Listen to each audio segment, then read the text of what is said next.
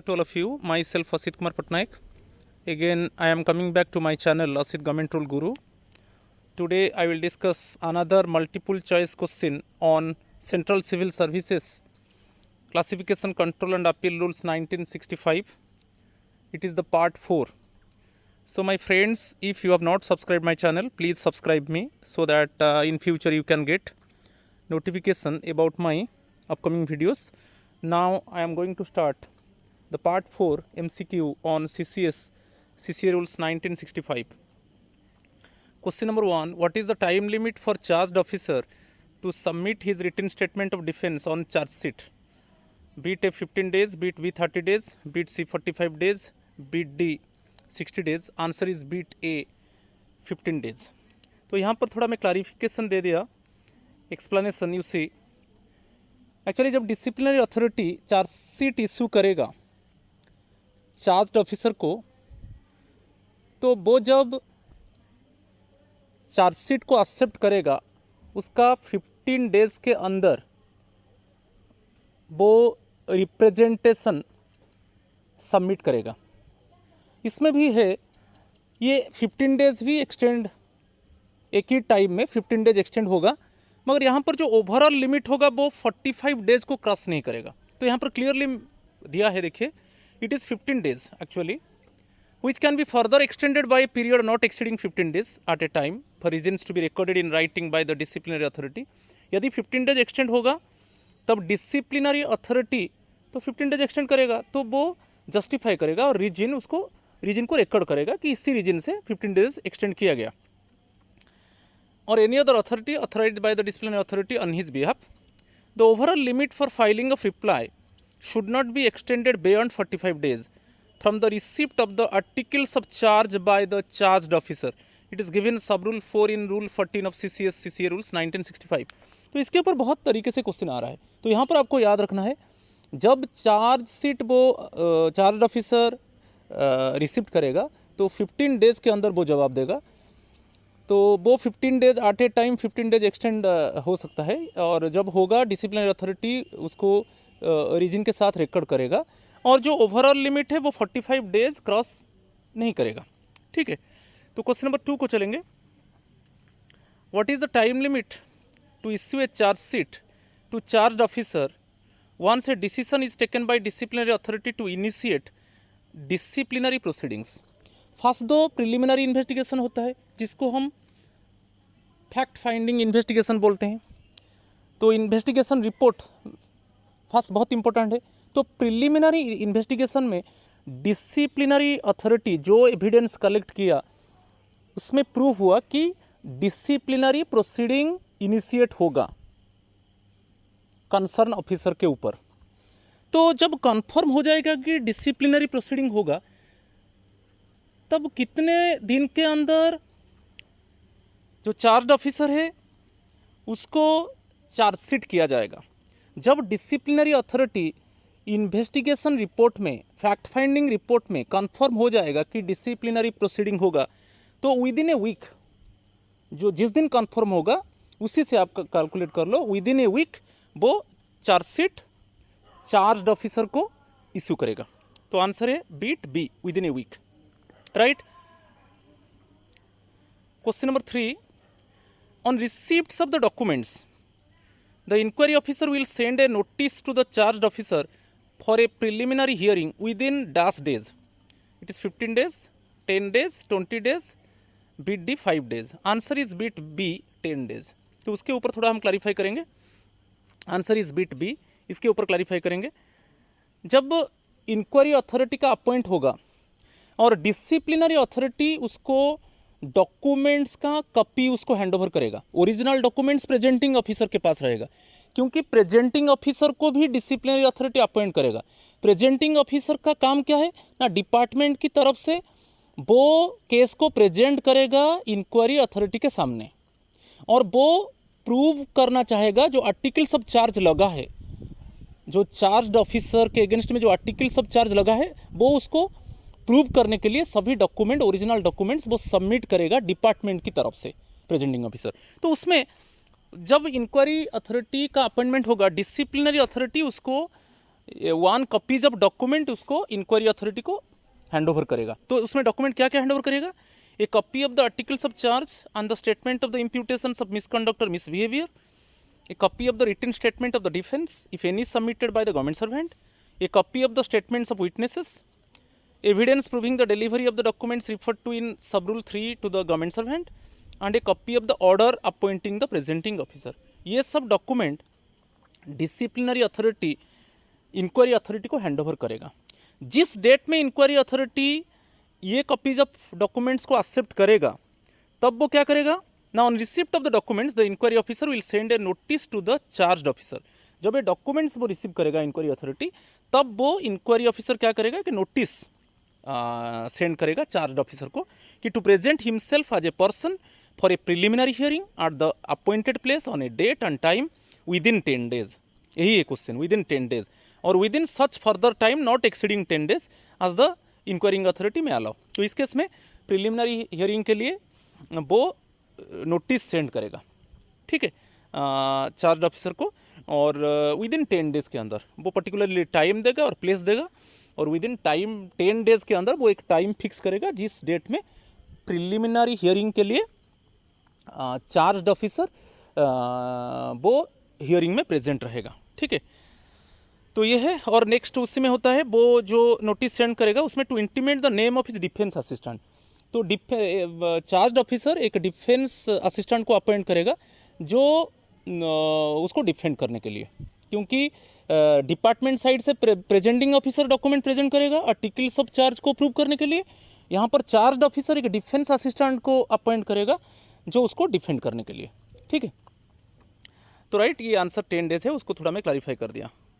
Question number 4 को चलेंगे। What is the time period for inspecting the documents bye charge officer produced by presenting officer for the purpose of preparing his defence. जब presenting officer documents जो articles of charge लगाया गया है charge officer के against में, वो articles of charge और statements of witnesses, वो जब प्रेजेंटिंग ऑफिसर वो डॉक्यूमेंट्स को सबमिट करेगा, ओके, वो डॉक्यूमेंट सबमिट करेगा, तो सबमिट करने के बाद वो कितने टाइम पीरियड के अंदर वो डॉक्यूमेंट को चार्ज ऑफिसर उसको इंस्पेक्ट कर सकता है। तो वही है यहाँ पर जो बीट्स दिया है 5 days, 10 days, 15 days, 20 days, answer is 5 days। तो जब चार्ज ऑफिसर जो आर्टिकल्स ऑफ चार्ज है, जो स्टेटमेंट्स है विटनेसेस का, वो जब डॉक्यूमेंट सबमिट करेगा इट मीन्स इंक्वायरी अथॉरिटी के सामने, तो सबमिट करने के बाद कितने दिन के अंदर जो चार्ज ऑफिसर उसको इंस्पेक्ट करेगा। तो यहाँ पर आंसर है 5 days, ठीक है। मगर यहाँ पर थोड़ा क्लैरिफाई कर देंगे, वो 5 days भी और इट मीन्स एक्सटेंड हो सकता है और 5 days। यहाँ पर थोड़ा हम देखेंगे। If the government servant fails to appear within the specified time or refuses or omits to plead, require the presenting officer to produce the evidence by which he proposes to prove the articles of charge and shall adjourn the case to a later date not exceeding 30 days after recording an order that the government servant may, for the purpose of preparing his defense, inspect within 5 days of the order or within such further time not exceeding 5 days as the inquiring authority may allow। Second one है submit a list of witnesses to be examined on his behalf. तो इसमें थोड़ा clarify कर देता हूँ। जब preliminary hearing के लिए जब इंक्वायरी अथॉरिटी चार्ज ऑफिसर को बुलाएगा, तब जब वो प्रेजेंट रहेगा प्रिलिमिनरी हियरिंग में, मगर वो उसका गिल्टी को एक्सेप्ट नहीं करेगा, जो मिसकंडक्ट किया है वो उसको एक्सेप्ट नहीं करेगा। और एक ऑप्शन है जो प्रिलिमिनरी हियरिंग में वो प्रेजेंट नहीं रहेगा, तब वो क्या करेगा, इंक्वायरी को एडजर्न कर देगा। जो एडजर्न करेगा वो नॉट एक्सीडिंग 30 days। तो उसमें क्या होगा ना, प्रेजेंटिंग ऑफिसर जो आर्टिकल्स ऑफ चार्ज है वो सबमिट करेगा। तो वो सबमिट करने के बाद फिर एक ऑर्डर क्रिएट होगा, जो ऑर्डर क्रिएट करेगा इंक्वायरी ऑफिसर। तो वो ऑर्डर जब क्रिएट होगा तब उसका 5 days के अंदर चार्ज ऑफिसर वो जो डॉक्यूमेंट्स चार्ज ऑफिसर सबमिट किया है वो उसको इंस्पेक्ट करेगा। चार्ज ऑफिसर वो डॉक्यूमेंट्स को इंस्पेक्ट करेगा, ठीक है। और वो यहाँ पर 5 days है, मगर और 5 days एक्सटेंड हो सकता है, मगर it is mainly depend upon the inquiry authority, right है। तो उस केस में और भी है जो ऑर्डर जो क्रिएट करेगा बेसिकली फॉर्मल इंक्वायरी के लिए। प्रिलिमिनरी इंक्वायरी में वो एक्सेप्ट नहीं किया चार्ज ऑफिसर, उसका जो गिल्टी को एक्सेप्ट नहीं किया, मिसकंडक्ट को एक्सेप्ट नहीं किया, और कि प्रिलिमिनरी हियरिंग में और एक ऑप्शन में वो प्रिलिमिनरी हियरिंग में वो प्रेजेंट नहीं रहा, ठीक है। उस केस में क्या होगा ना, इंक्वायरी 30 डेज अर्जन हो जाएगा और प्रेजेंटिंग ऑफिसर उसका जो आर्टिकल्स ऑफ चार्ज डॉक्यूमेंट है वो सबमिट करेगा और इंक्वायरी अथॉरिटी ऑर्डर क्रिएट करेगा। ऑर्डर क्रिएट होने के बाद चार्ज ऑफिसर वो जो डॉक्यूमेंट्स प्रेजेंटिंग ऑफिसर सबमिट किया है आर्टिकल्स ऑफ चार्ज को, वो उसको इंस्पेक्ट करेगा और उसमें ऑल्सो चार्ज ऑफिसर उसका विटनेसेस जो है ओके उसको डिफेंड करने के लिए वो भी एक लिस्ट भी सबमिट करेगा, ठीक है। और यहाँ पर जो है लास्ट सेंटेंस दिया है, charge officer may be allowed to take copies or to take extracts of the documents. वो जब इंस्पेक्ट करेगा चार्ज ऑफिसर डॉक्यूमेंट्स को, तब वो उसका डायरेक्टली उसका फोटोकॉपी नहीं ले सकता है, ठीक है। मगर इंक्वायरी ऑफिसर चाहेगा तो वो चार्ज ऑफिसर को फोटोकॉपी सप्लाई कर सकता है और अदरवाइज वो एक्सट्रैक्ट वो नोटेड डाउन करेगा, ठीक है। तो ये बहुत इंपॉर्टेंट है, राइट। चलो क्वेश्चन नंबर 5 को चलेंगे। What is the time limit period for the presenting officer to produce the evidence by which he proposes to prove the articles of charge if the government servant fails to appear within the specified time or refuses or omits to plead। अभी मैं बताया जो preliminary hearing में जब inquiry authority को सभी documents disciplinary authority से मिल जाएगा, उस जिस डेट में मिलेगा उससे 10 डेज़ के अंदर वो नोटिस सेंड करेगा चार्ज ऑफिसर को प्रिलिमिनरी हियरिंग में प्रेजेंट रहने के लिए। यदि प्रिलिमिनरी हियरिंग में चार्ज ऑफिसर प्रेजेंट नहीं होता है, कि वो प्रेजेंट होता है मगर उसका गिल्टी मिसकंडक्ट को वो एक्सेप्ट नहीं करता है, तब प्रेजेंटिंग ऑफिसर जो डिपार्टमेंट के तरफ से जो जिसको नियुक्ति मिला है, अपॉइंटमेंट मिला है, उसका काम है वो आर्टिकल्स ऑफ चार्ज जो लगाया गया है चार्ज ऑफिसर के अगेंस्ट में उसको प्रूव करेगा। तो वो कितने दिन के अंदर उसका डॉक्यूमेंट्स को सबमिट करेगा, ठीक है, वो 30 डेज़ के अंदर। तो वही है what is the time period for the presenting officer. क्योंकि दो चीज़ आपको यहाँ पर बहुत इंपॉर्टेंट है, एक है कि charge officer preliminary hearing attend किया मगर उसका गिल्टी को वो एक्सेप्ट नहीं किया, और सेकंड है वो प्रिलिमिनरी हियरिंग जो टाइम दिया है, पर्टिकुलर प्लेस टाइम दिया है, उसमें वो अटेंड नहीं किया, चार्ज ऑफिसर प्रिलिमिनरी हियरिंग को अटेंड नहीं किया। तो वे दोनों जब हो जाएगा तब इस केस में कितने दिन के अंदर प्रेजेंटिंग ऑफिसर वो आर्टिकल्स ऑफ चार्ज को वो सबमिट करेगा, तो वो 30 डेज़ के अंदर, right. Answer is bit b, clear. चलो क्वेश्चन नंबर 6 को चलेंगे। What is the notice period for production of any documents which are in possession of government but not mentioned in the list of documents served within the charge sheet but a request in this regard is made by the charged officer to the inquiry authority। ये बहुत important है। इसका answer जो है bit B है 10 days. मैं उसको थोड़ा क्लैरिफाई करता हूँ, ये थोड़ा कॉम्प्लिकेटेड है। क्या है कि जो ओरिजिनल डॉक्यूमेंट्स मिला है, जब डिसिप्लिनरी अथॉरिटी चार्जशीट दिया था चार्ज ऑफिसर को, तब उसमें लिस्ट ऑफ डॉक्यूमेंट्स था, मगर ऐसा कुछ लिस्ट ऑफ डॉक्यूमेंट्स में ऐसा कुछ डॉक्यूमेंट्स वो नहीं है जो डेजिग्नेटेड गवर्नमेंट अथॉरिटी के पास वो डॉक्यूमेंट्स है, मगर वो ओरिजिनल लिस्ट ऑफ डॉक्यूमेंट्स में नहीं था। क्योंकि जब इट मीन्स चार्जशीट मिलता है तब लिस्ट ऑफ डॉक्यूमेंट्स होता है, उस डॉक्यूमेंट्स में एक्चुअली कुछ डॉक्यूमेंट्स नहीं है, तब वो डॉक्यूमेंट्स एक्चुअली चार्ज ऑफिसर को चाहिए। वो क्या करेगा, जब फॉर्मल इंक्वायरी के लिए ऑर्डर हो जाएगा, प्रेजेंटिंग ऑफिसर उसका जो आर्टिकल्स ऑफ चार्ज है, वो जो डॉक्यूमेंट्स है वो सबमिट कर देगा। तो सबमिट करने के बाद वो ऑर्डर क्रिएट होगा फॉर्मल इंक्वायरी के लिए, रेगुलर इंक्वायरी के लिए। तब वो रेगुलर इंक्वायरी के लिए जब ऑर्डर क्रिएट हो जाएगा, तब उसका 10 डेज़ के अंदर चार्ज ऑफिसर एक नोटिस सेंड करेगा इंक्वायरी अथॉरिटी को कि ओरिजिनली मुझे जो डॉक्यूमेंट्स मिला है वो कुछ डॉक्यूमेंट्स है वो ओरिजिनल डॉक्यूमेंट्स में नहीं था, तो वो डॉक्यूमेंट्स मुझे चाहिए।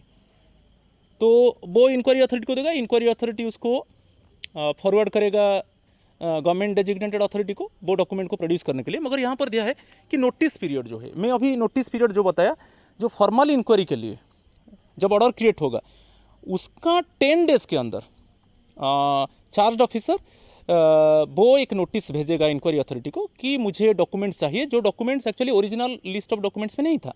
तो आंसर है बिट be 10 days, right?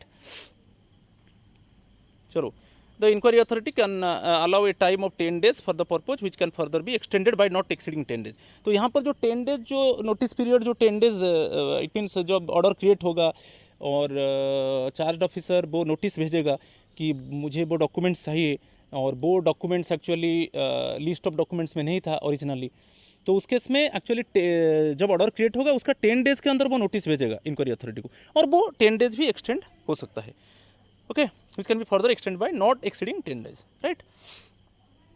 चलो क्वेश्चन नंबर 7 को चलेंगे। What is the time limit for producing requisite documents claimed by charge officer during inquiry. तो अभी वो डॉक्यूमेंट्स के लिए रिक्विजिशन दे दिया चार्ज ऑफिसर, तो और फर्स्ट में थोड़ा और क्लैरिफाई कर देना चाहता हूँ। फॉर्मल इंक्वायरी के लिए, रेगुलर इंक्वायरी के लिए ऑर्डर क्रिएट हो गया।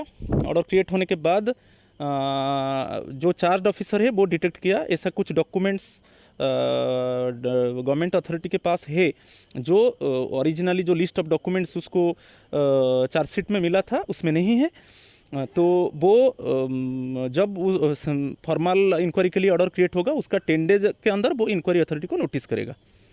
फिर इंक्वायरी अथॉरिटी क्या करेगा ना, डेजिग्नेटेड गवर्नमेंट अथॉरिटी को वो नोटिस भेजेगा कि ये डॉक्यूमेंट्स चार्ज ऑफिसर को चाहिए और उसको प्रोड्यूस करो, क्योंकि ओरिजिनल लिस्ट ऑफ डॉक्यूमेंट्स में ये डॉक्यूमेंट्स नहीं था। तो उस केस में कितने दिन के अंदर गवर्नमेंट अथॉरिटी वो डॉक्यूमेंट्स को प्रोड्यूस करेगा, तो वो है actually with in 1 month। What is the time limit for producing requisite documents claimed by charged officer during inquiry? It is within 1 month। तो विद इन 1 month के अंदर जब इंक्वायरी अथॉरिटी गवर्नमेंट अथॉरिटी को उसी नोटिस को भेज देगा कि आप ये डॉक्यूमेंट्स को प्रोड्यूस करो जो ओरिजिनल लिस्ट ऑफ डॉक्यूमेंट्स में नहीं था और वो चार्ज ऑफिसर को चाहिए, तो उस केस में गवर्नमेंट डेजिग्नेटेड अथॉरिटी उसको 1 month के अंदर वो प्रोड्यूस करेगा, उसके पास है, नहीं तो नॉन अवेलेबिलिटी सर्टिफिकेट देगा। तो उसके ऊपर थोड़ा क्लैरिफिकेशन है, आप देख लीजिए। Sub rule 13 and rule 14 provides for producing the documents or issue of non availability certificate within a period of 1 month of the receipt of such requisition. जब गवर्नमेंट अथॉरिटी वो रिक्विजिशन को accept करेगा कि ऐसा कुछ documents उसके पास है जो ओरिजिनल लिस्ट ऑफ डॉक्यूमेंट्स में नहीं था, अभी चार्ज ऑफिसर को वो डॉक्यूमेंट चाहिए और वो इंक्वायरी अथॉरिटी को अप्रोच कर चुका है और इंक्वायरी अथॉरिटी को अभी चाहिए, तो उस केस में वो 1 month के अंदर वो डॉक्यूमेंट्स को सबमिट करेगा और क्या करेगा, एक नॉन अवेलेबिलिटी सर्टिफिकेट उसके पास नहीं है तो नॉन अवेलेबिलिटी सर्टिफिकेट देगा। On receipt of the requisition every authority having the custody or possession of the requisition documents shall produce the same or issue a non availability certificate before the inquiry authority within 1 month of the receipt of such requisition. ठीक है, चलो next question कि what is the time limit provided for adjournment before close of the case for presenting officer to produce evidences not included in the list given to the charge officer और inquiry authority himself call for new evidence or recall and re examine any witness. ये बहुत important है। इसमें क्या है, case close होने के पहले प्रेजेंटिंग ऑफिसर एक न्यू एविडेंस सबमिट किया जो ओरिजिनल लिस्ट ऑफ डॉक्यूमेंट्स में नहीं था। जो ओरिजिनल लिस्ट ऑफ डॉक्यूमेंट्स जो आर्टिकल्स ऑफ चार्ज दिया गया था, ओरिजिनल जो जब चार्ज ऑफिसर को चार्जशीट मिला था उसमें स्टेटमेंट ऑफ मिसकंडक्ट और मिसबिहेवियर का स्टेटमेंट था, उसमें स्टेटमेंट ऑफ विटनेसेस था और कुछ लिस्ट ऑफ डॉक्यूमेंट्स था। मगर अभी जस्ट केस क्लोज नहीं हुआ है उसके पहले प्रेजेंटिंग ऑफिसर एक न्यू एविडेंस सबमिट किया। वो न्यू एविडेंस का डॉक्यूमेंट जो है वो ओरिजिनल लिस्ट ऑफ डॉक्यूमेंट्स में नहीं था। और क्या है, और सेकंड केस में इंक्वायरी अथॉरिटी क्या किया, कुछ new himself call for new evidence और रीकॉल एंड री एग्जामाइन, कुछ विटनेसेस को वो बुलाकर री एग्जामाइन किया। तो री एग्जामाइन किया मीन्स वो ऑलरेडी न्यू एविडेंस हो गया, तो उस केस में इमीडिएटली इंक्वायरी को एडजर्न कर दिया जाएगा। तो यहाँ पर जो दिया है ऑप्शन वो आंसर बिट ए है, 3 clear days exclusive of the day of adjournment and the day to his the inquiry is adjourned. तो 3 clear days एक्चुअली मिलेगा, क्योंकि न्यू एविडेंस क्रिएट हुआ जो ओरिजिनल लिस्ट ऑफ डॉक्यूमेंट्स में नहीं था, वो फिर उसको इंक्वायरी को 3 days एडजर्न कर दिया जाएगा और वो फिर चार्ज ऑफिसर वो फिर डॉक्यूमेंट्स कलेक्ट करेगा उसको डिफेंड करने के लिए। तो ये जो होगा 3 clear days होगा, मगर जिस डेट में एडजर्नमेंट हुआ वो डेट को काउंट नहीं किया जाएगा। ठीक है, आंसर इज बिट ए। ये भी बहुत इंपॉर्टेंट है, बार बार क्वेश्चन आ रहा है, राइट। चलो next one, what is the time limit for completing the inquiry and submit report by inquiring authority. तो यहाँ पर जो दिया है कि इंक्वायरी अथॉरिटी को अपॉइंट कर दिया गया, जिस डेट में उसको अपॉइंटमेंट ऑर्डर मिला, तो उससे हम काउंट करेंगे कि कितना दिन के अंदर वो इंक्वायरी ख़त्म करेगा और इंक्वायरी रिपोर्ट सबमिट करेगा डिसिप्लिनरी अथॉरिटी को। तो यही है, what is the time limit for completing the inquiry and submit report by inquiring authority. यहाँ पर जो ऑप्शन दिया है और आंसर है bit a, within 6 months from the date of receipt of order of his appointment. जिस date में inquiry authority उसका ऑर्डर ऑफ अपॉइंटमेंट को रिसिप्ट करेगा, उसी से आप काउंट कर लो कि 6 months के अंदर वो इंक्वायरी ख़त्म करेगा और इंक्वायरी रिपोर्ट सबमिट करेगा डिसिप्लिनरी अथॉरिटी को। मगर वो भी 6 months एक्सटेंड हो सकता है, मगर एक सफिशिएंट रीजन होना चाहिए, वो सफिशिएंट रीजन को फिर डिसिप्लिनरी अथॉरिटी रिकॉर्ड करेगा। तो वहाँ पर तो यहाँ पर आंसर बिट ए है, मगर यहाँ पर थोड़ा क्लैरिफिकेशन है, देख लीजिए। In terms of notification number GSR 540T dated 2/6/2017, the inquiry authority should conclude the inquiry and submit his report within 6 months from the date of receipt of order of his appointment. From the date of receipt of order of his appointment, इसको याद रखना है। An additional time not exceeding 6 months for completing the inquiry can be allowed at a time on the basis of sufficient and good reasons to be recorded in writing by disciplinary authority. तो it is given sub rule 24 in rule 14 of CCA rules 1965। अभी आपका clear आ जाएगा। तो जिस date में उसका appointment हुआ inquiry authority का, तो उससे आप काउंट कर लो 6 months के अंदर वो इंक्वायरी कंप्लीट करेगा और रिपोर्ट सबमिट करेगा।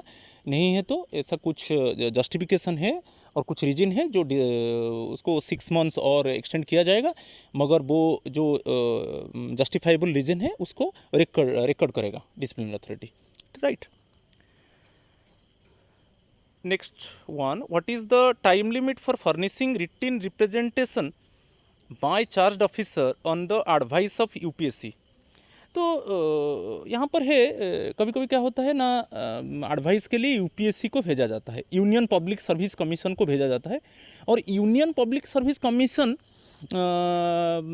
वो आर्टिकल्स ऑफ चार्ज के ऊपर वो कुछ एडवाइस देता है। वो जब एडवाइस देकर भेज दिया, डिसिप्लिनरी अथॉरिटी उसका कॉपी भेजता है चार्ज ऑफिसर को, तो फिर चार्ज ऑफिसर एक रिप्रेजेंटेशन देगा, जो यूपीएससी जो एडवाइस करेगा, तो उसके ऊपर चार्ज ऑफिसर कितने दिन के अंदर वो रिप्रेजेंटेशन करेगा, ठीक है। तो यहाँ पर जो दिया है कि it is 15 days from the receipt of the copy of advice of UPSC by the charge officer, it is 30 days 45 ऐसे दिया है। तो answer is bit A, it is 15 days from the receipt of the copy of advice of UPSC by the charge officer. जिस date में charge officer को UPSC जो advice दिया है वो कॉपी उसको मिला, उसी से आप काउंट कर लो 15 days के अंदर वो रिप्रेजेंटेशन देगा डिसिप्लिनरी अथॉरिटी को, right. Answer is bit a. Question number 11, what is the time limit for sending proposal to CVC central vigilance commission for first stage advice. ऐसा कुछ है जो डिसिप्लिनरी प्रोसीडिंग चल रहा है और उसमें सीवीसी सेंट्रल विजिलेंस कमीशन का सपोज एडवाइस चाहिए, तो ये फास्ट एडवाइस है, तो टाइम लिमिट क्या है? Okay, what is the time limit for sending proposal to CVC. Sending means investigation हो गया, fact finding inquiry, preliminary inquiry. First disciplinary authority preliminary inquiry करता है, वो ग्राउंड एस्टेब्लिश करता है कि डिसिप्लिनरी प्रोसीडिंग होगा कि नहीं। तो उस केस में इन्वेस्टिगेशन, वो जो है इन्वेस्टिगेशन रिपोर्ट का कितने दिन के अंदर वो प्रपोजल भेजेगा सेंट्रल विजिलेंस कमीशन को फॉर फास्ट स्टेज एडवाइस। तो यहाँ पर with in 1 month investigation report जब पूरा कंप्लीट कर देगा डिसिप्लिन अथॉरिटी, उसका 1 month के अंदर वो एक्चुअली प्रपोजल भेजेगा सेंट्रल विजिलेंस कमीशन को फॉर फास्ट स्टेज एडवाइस। तो answer is bit a, within 1 month of the receipt of investigation report. जो इन्वेस्टिगेशन रिपोर्ट होता है वो फैक्ट फाइंडिंग रिपोर्ट और वो प्रिलिमिनरी रिपोर्ट होता है, उसमें एक्चुअली ग्राउंड एस्टेब्लिश होता है कि जो चार्ज ऑफिसर के अगेंस्ट में एक्चुअली डिसिप्लिनरी प्रोसीडिंग चलेगा कि नहीं, ठीक है।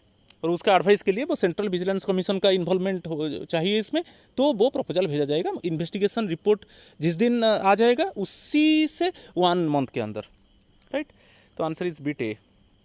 एक्सप्लेनेशन भी है यहाँ पर, ये vigilance angle is involved in any complaint, this should be referred to CVC for their first stage advice within 1 month of the receipt of investigation report।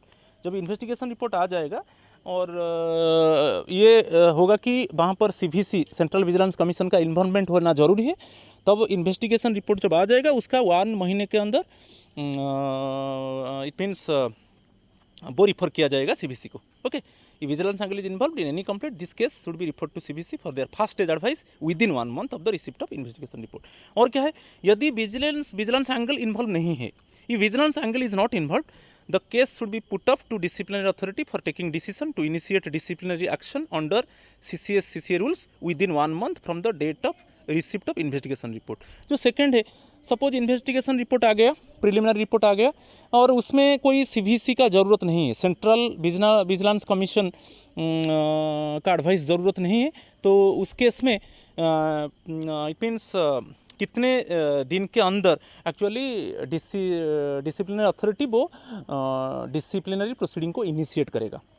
Okay, वही है, vigilance angle is not involve, the case should be put up to disciplinary authority for taking decision to initiate disciplinary action under CCS rules within 1 month from the date of receipt of investigation report. इसके ऊपर भी question आ सकता है।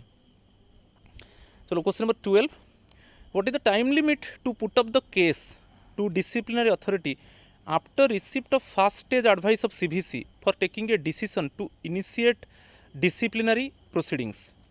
अभी मैं inform किया what is the time limit to put up the case to disciplinary authority after receipt of first. अभी फास्ट स्टेज एडवाइस CVC से आ गया, सेंट्रल विजिलेंस कमीशन से फास्ट स्टेज एडवाइस आ गया। तो जब first stage advice disciplinary authority receive किया तो उसका कितने दिन के अंदर डिसिप्लिनरी प्रोसीडिंग को इनिशिएट किया जाएगा। यहाँ पर भी within 1 month, answer a bit है, within 1 month of the receipt of first stage advice of CVC जब उसका फास्ट स्टेज एडवाइस दे देगा, जब वो डिसिप्लिनरी अथॉरिटी उसको रिसीव करेगा, उसी से आप 1 मंथ के अंदर डिसिप्लिनरी प्रोसीडिंग को इट मीन्स इनिशिएट किया जाएगा। राइट, आंसर इज बीट ए। चलो question number 13, what is the time limit for seeking second stage advice of CVC if required or to UPSC for their advice। Suppose second stage advice चाहिए, क्योंकि UPSC हो कि CVC हो, उसमें suppose charge officer representation दिया, representation देने के बाद और सेकेंड एडवाइस चाहिए, तो क्या टाइम लिमिट है? What is the time limit for seeking second stage advice of CVC if required or to UPSC for their advice? ये भी विद इन 1 मंथ। Okay, answer is bit A, within 1 month from the date of receipt of representation of charge officer on inquiry report. जो inquiry report के ऊपर जो representation दिया, क्योंकि inquiry report आ गया, इंक्वायरी रिपोर्ट आने के बाद डिसिप्लिनरी अथॉरिटी उसका एक कॉपी चार्ज ऑफिसर को देगा, तो चार्ज ऑफिसर उसके ऊपर रिप्रेजेंटेशन दिया, तो चार्ज ऑफिसर जब रिप्रेजेंटेशन देने के बाद देन कितने दिन के अंदर फिर second stage advice CVC central vigilance commission और यूनियन पब्लिक सर्विस कमीशन का सेकेंड एडवाइस लिया जाएगा, तो within 1 month from the date of receipt of representation of charge officer और inquiry report. Answer is bit A. Right, next one, what is the time limit for concluding major penalty proceedings? कब major penalty proceedings को complete किया जाएगा? यहाँ पर एक idea देता हूँ,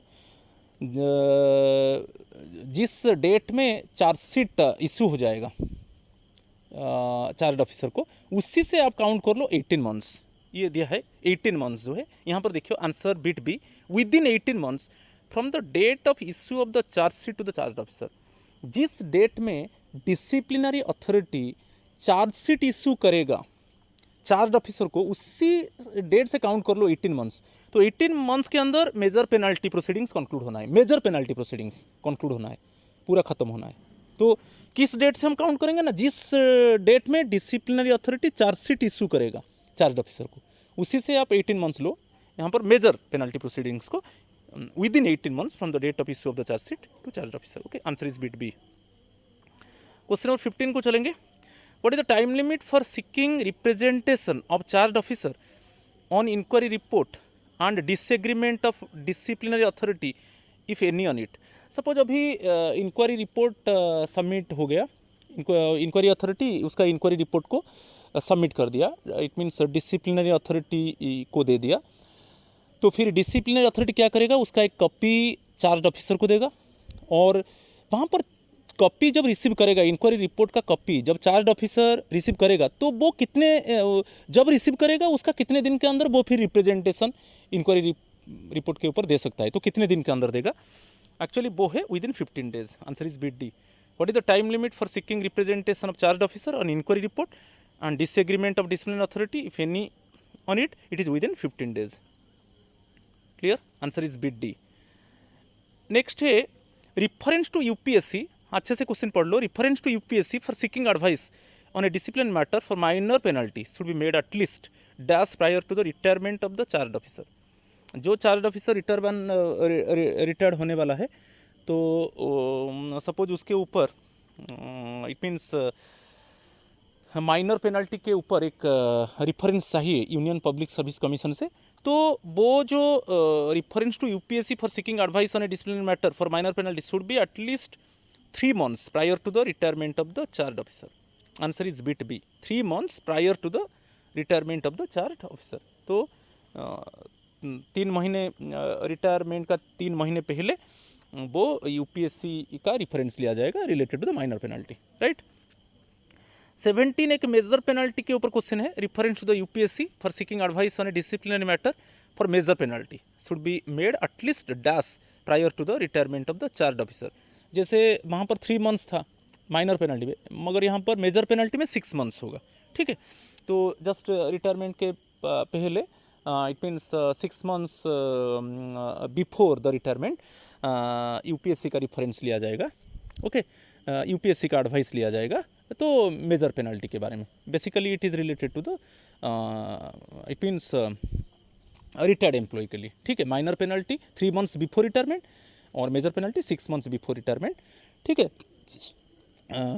इट मीन्स यूपीएससी का एडवाइस लिया जाएगा। ओके।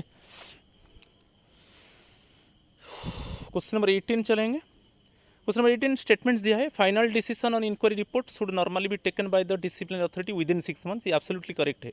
इंक्वायरी रिपोर्ट जब डिसिप्लिनरी अथॉरिटी रिसीव करेगा तो उससे 3 months के अंदर वो एक्चुअली फाइनली डिसाइड करेगा। ठीक है। फाइनल डिसीजन इंक्वायरी रिपोर्ट के ऊपर जो फाइनल डिसीजन लेगा कि किस तरीके का पेनल्टी लगेगा वो फाइनल डिसीजन लेगा। सपोज मेजर पेनल्टी के ऊपर है किस तरीके का मेजर पेनल्टी लगेगा, कि माइनर पेनल्टी के ऊपर है कि किस तरीके का माइनर पेनल्टी लगेगा। तो ये भी एक मल्टीपल चॉइस क्वेश्चन है, बहुत इंपॉर्टेंट है।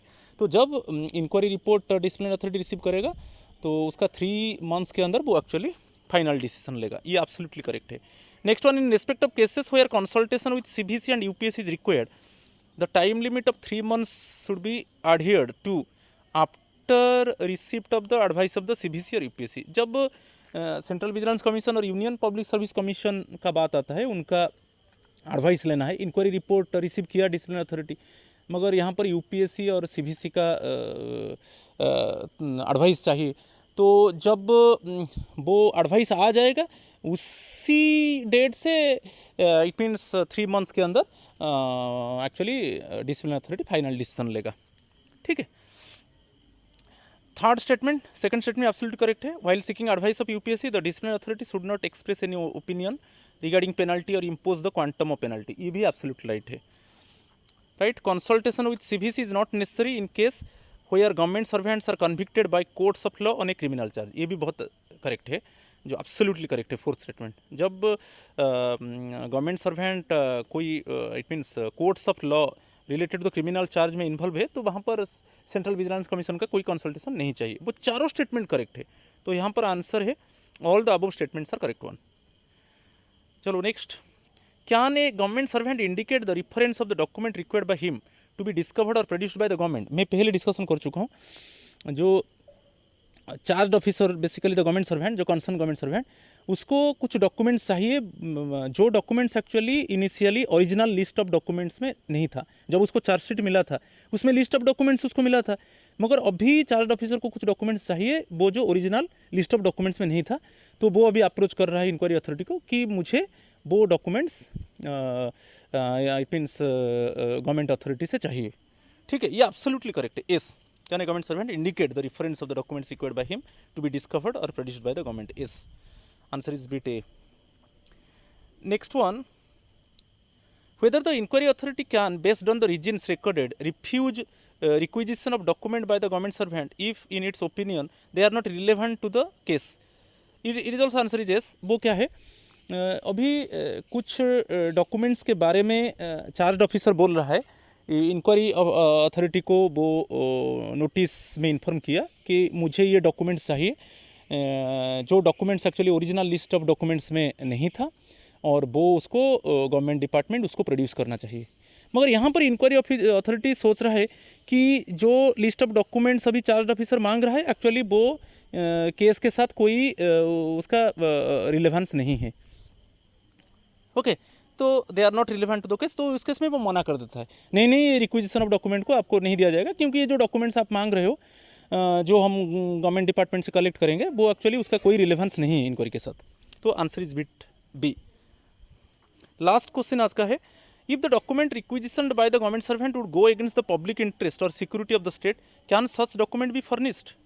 Answer is bit B, no can not be furnished. Answer is bit B. वो क्या है, जो अभी ओरिजिनल लिस्ट ऑफ डॉक्यूमेंट्स में वो डॉक्यूमेंट्स नहीं था, मगर चार्ज ऑफिसर अभी बोल रहा है कि वो डॉक्यूमेंट्स मुझे चाहिए, तो वो नोटिस दिया इंक्वायरी अथॉरिटी को, तो इंक्वायरी अथॉरिटी ने वो फिर कंसर्न डिपार्टमेंट को भेजा कि ये डॉक्यूमेंट को प्रोड्यूस करो, मगर कंसर्न डिपार्टमेंट बोल रहा है कि ये जो डॉक्यूमेंट्स अभी मांग रहा है चार्ज ऑफिसर, एक्चुअली ये documents actually it is very confidential one, and ये डॉक्यूमेंट्स हम दे देंगे तो ये it is basically it is threatening for the security of the country, security of the state, तो ये जो कॉन्फिडेंशियल डॉक्यूमेंट्स है हम नहीं दे सकते, तो उस केस में no can not be furnished, क्योंकि वो against the security of the state होता है। तो आज 21 क्वेश्चंस है, तो please my friends, if you have not subscribe my channel, please subscribe me so that you can get notification for my upcoming videos. Thank you.